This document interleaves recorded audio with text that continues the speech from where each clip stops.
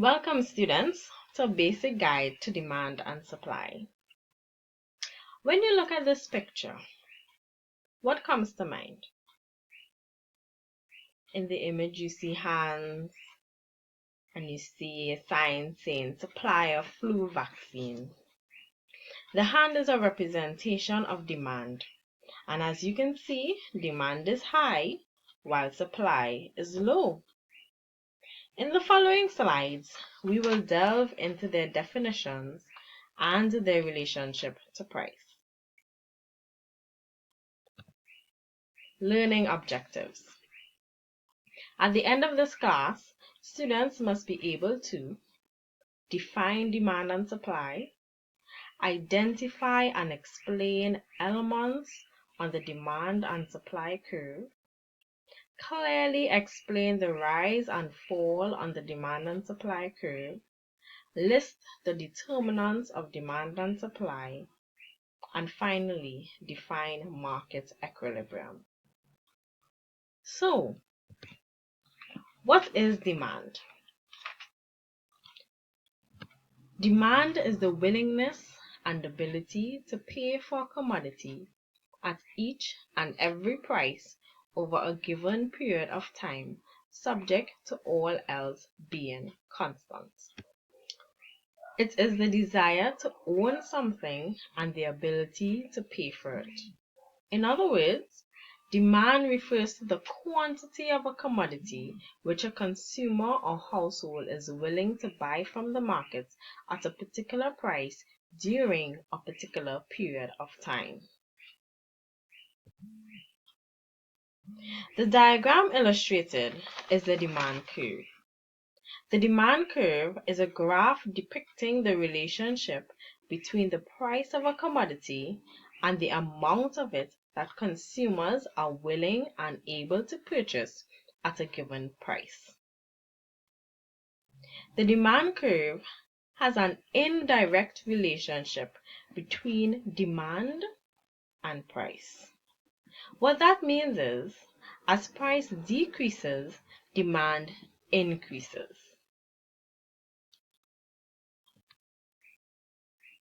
Let's take a pause. From the definition given, think of some factors that are influenced by demand. Students, take about 2 minutes to develop some ideas on the determinants of demand.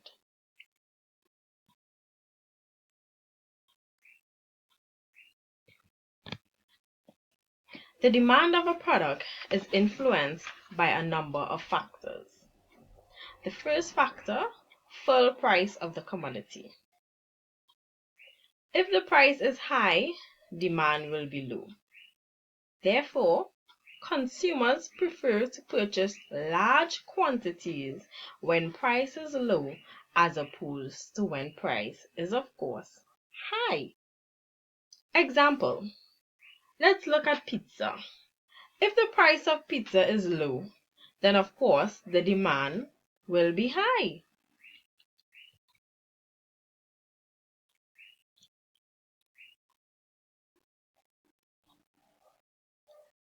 This is an example of the pizza. Complements. A good or service that is used in conjunction with another good or service. Example, cereal. If the price of cereal increases, the demand for milk will therefore decrease. Substitutes. Substitute is another determinant of demand, and a substitute is a good which may replace each other in use. Changes in price motivate consumers to buy relatively cheaper goods substitutes. If a substitute price decreases, people will purchase more of the substitute, whereas if it goes up, consumers will move away from the substitute. Therefore, when the price goes up for soy milk, for example, consumers' demand for almond milk may increase.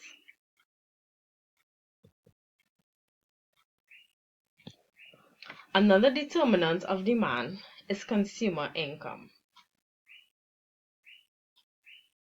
When price increase, demand will decrease because the purchasing power of a consumer has therefore decreased. Consumer taste.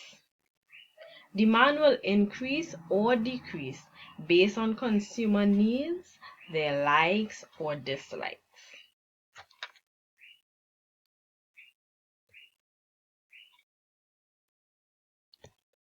Let's take a break and have an activity. Think of some products that you have seen in the market that you believe has an inverse relationship to demand. Now remember, an inverse relationship to demand is where demand increases and price decreases.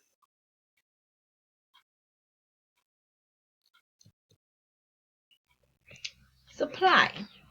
Supply is the willingness and ability to sell a commodity at each and every price over a given period of time, subject to all else being constant. The diagram illustrated is the supply curve. The supply curve shows the relationship between supply and price. This relationship is a direct relationship as opposed to the relationship by demand. So, as price increases, there's therefore an increase in supply.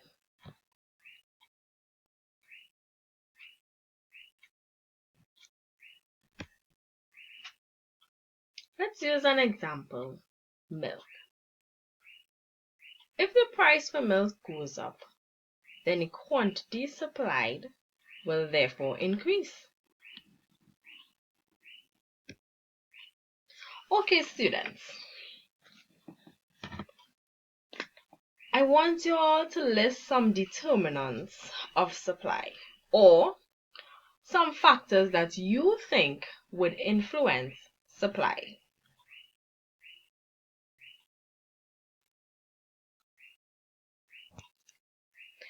One of the determinants of supply is the prices of factors of production or the prices of raw materials.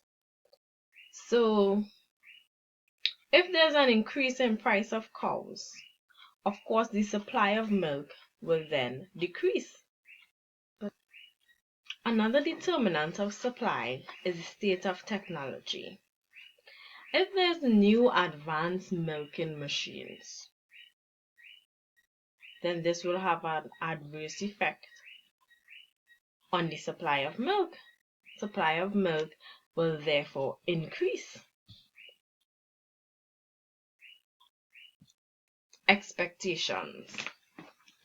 Sometimes if producers think they can make more on a product later on, they'll hold back on supply now and then make more later.